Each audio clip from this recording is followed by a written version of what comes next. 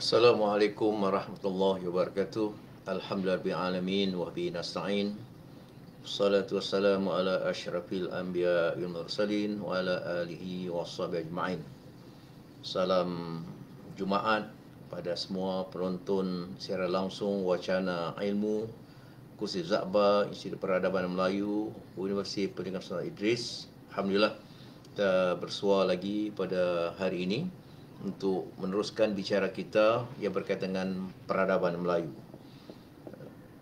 InsyaAllah sebagai mukadimah, sebelum kita meneruskan wacana khusus yang akan disampaikan oleh penceramah undangan, sedikit latar belakang tentang peradaban yang saya kira perlu difahami sebagai sesuatu yang cukup luas cakupan, tidak terbatas pada soal yang biasa difahami oleh orang awam sebagai sekadar bahasa sastra budaya.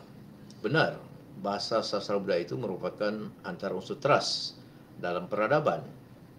Namun apabila kita berbicara tentang peradaban, jangkauan pengertian peradaban itu jauh lebih luas daripada sekadar bahasa sastra dan budaya.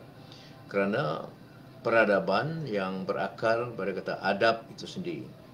Jadi segala unsur yang tercakup dalam suatu peradaban bagi suatu bangsa dan negara itu meliputi seluruh etos, seluruh aspek kehidupan, termasuk soal falsafahnya, pemikiran, soal busana, soal persenjataan, soal perubatan, soal ekonomi, soal pendidikan, dan pokoknya segala aspek kehidupan suatu bangsa itu tercakup dalam pengertian peradaban.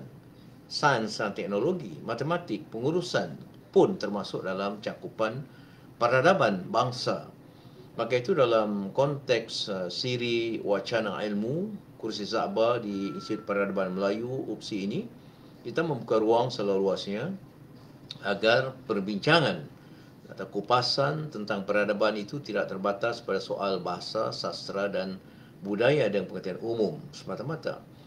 Kita dari waktu ke waktu akan melanjutkan pembicaraan ini dengan mengupas perihal yang berkaitan sebagai contoh undang-undang ketatanegaraan.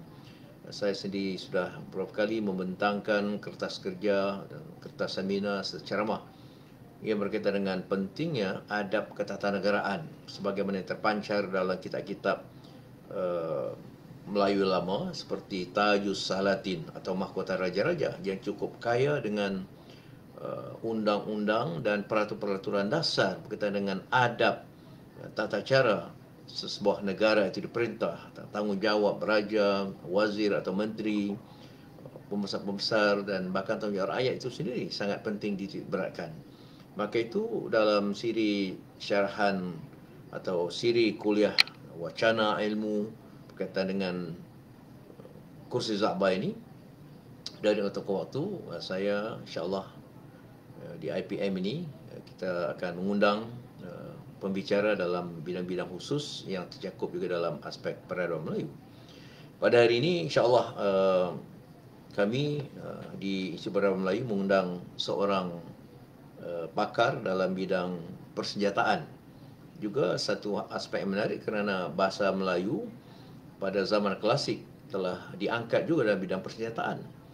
Sebagai bukti, misalnya kitab Bedil, iaitu salah satu kitab dalam yang dikatakan kesusastraan Melayu klasik telah diangkat atau diiktiraf oleh UNESCO, iaitu Badan Saintifik Pendidikan dan Kebudayaan di bawah Persatuan Bangsa Bersatu.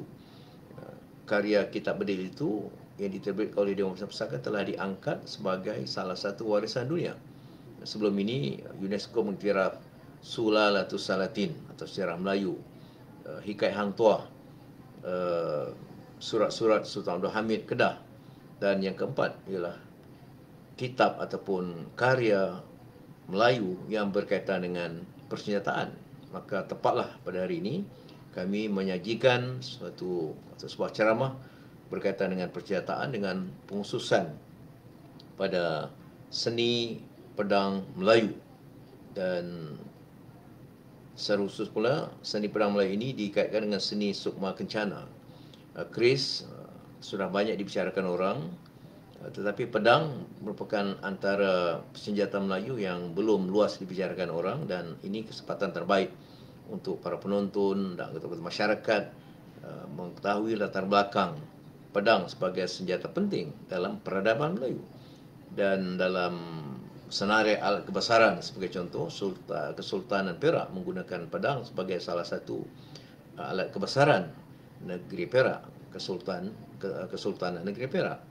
Maka itu pengenalan ini penting kerana selanjutnya nanti insya-Allah Institut Peradaban Melayu UPSI akan menganjurkan kelas permainan pedang, dan sebetulnya sebelum permainan pedang itu ada juga kelas ataupun bengkel berkaitan dengan bengkel pembuatan pedang, termasuk hulunya, sarungnya. Dan ini satu seni yang cukup menarik, bukan sekadar dilihat sebagai senjata, tapi juga sebagai satu hasil kerja seni yang menggambarkan ketinggian peradaban Melayu.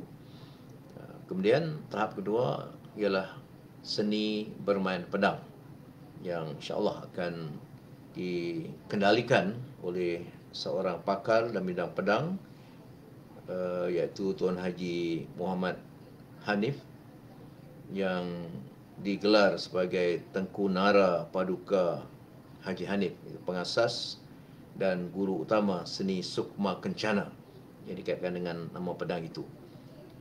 Pada hari ini saya berharap para penonton memberikan tumpuan perhatian kepada ceramah yang insya-Allah akan disampaikan oleh Tengku Nara Paduka Haji Hanif dalam tempoh kira-kira beberapa minit sesudah pendahuluan atau pengenalan saya pada pagi ini.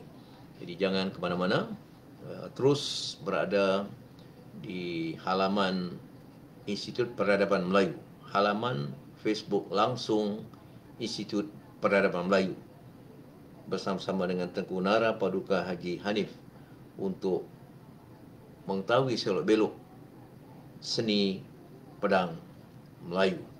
Dengan itu saya ucapkan selamat menonton dan selamat mengambil manfaat daripada ceramah yang akan disampaikan sebentar lagi.